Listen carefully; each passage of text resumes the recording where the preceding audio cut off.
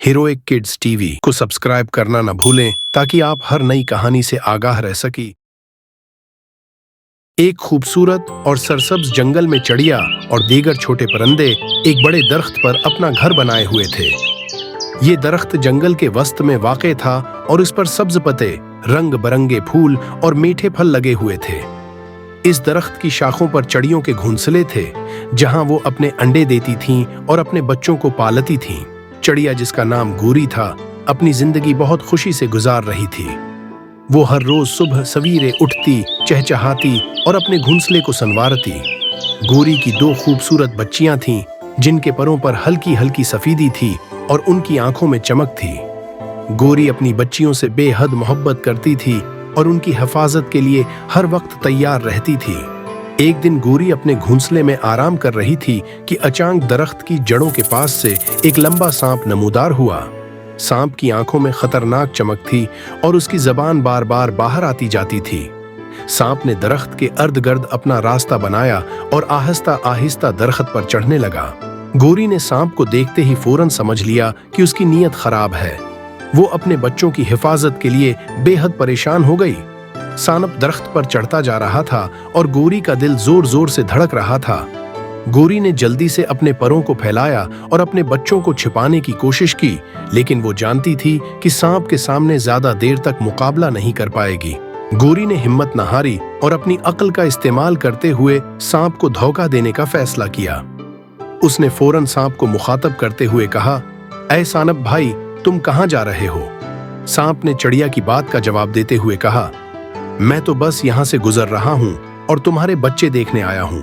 गोरी ने समझा कि सांप इसके बच्चों को नुकसान पहुंचाना चाहता है। उसने जल्दी से एक तरकीब सोची और कहा, सांप भाई, मेरे बच्चे अभी बहुत छोटे हैं और इनमें ज्यादा गोश्त नहीं है। क्यों ना तुम कुछ दिनों के बाद आओ, जब वो बड़े हो जाएंगे, तब तुम्हें ज्यादा लज्जत मिलेगी। सांप ने चिड़िया की बात पर गौर किया और बोला, हाँ, तुम ठीक कह रही हो। मैं कुछ दिनों के बाद वापस आऊंगा और तुम्हारे बच्चों को खा जाऊंगा। ये कहकर सांप दरख्त से नीचे उतर गया और चला गया। चिड़िया ने सांप को तो धोखा दे दिया, मगर वो जानती थी कि सांप जल्दी वापस आ जाएगा। उसने सोचा कि इस खतरे से हमेशा के लिए निजात कैसे हासिल की जाए। उसने अपने दोस्तों से मशूरा करने का फैसला किया और इस दिन के बाद जंगल के दीगर परिंदों के पास जाकर उनसे मदद मांगी। चिड़िया ने सबसे पहले अपने करीबी दोस्त कोयल के पास जाकर अपनी कहानी सुनाई। कोयल ने उसकी बात सुनकर कहा, हमें इस मसले का हल तलाश करना होगा। मैं भी तुम्हारे साथ हूं और हम मिलकर इस सांप को सबक सिखाएंगे। कोयल ने अपने और भी दोस्तों को बुलाया, जैसे कि मीना, बलबल और तोता। सब ने मिलकर एक मंसूबा बनाया ताकि सांप को हमेशा के लिए भगाया जा सके। परिंदों ने फैसला किया कि वो सांप के डरावने इरादों का सामना करेंगे और उसे अपने घोंसलों के करीब आने से रोकेंगे।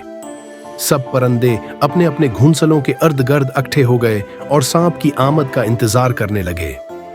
उन्होंने एक दूसरे से वादा किया कि जब सांप आएगा तो वो मिलकर इसका मुकाबला करेंगे। चंद दिनों बाद सांप दोबारा दरख्त के करीब पहुंचा।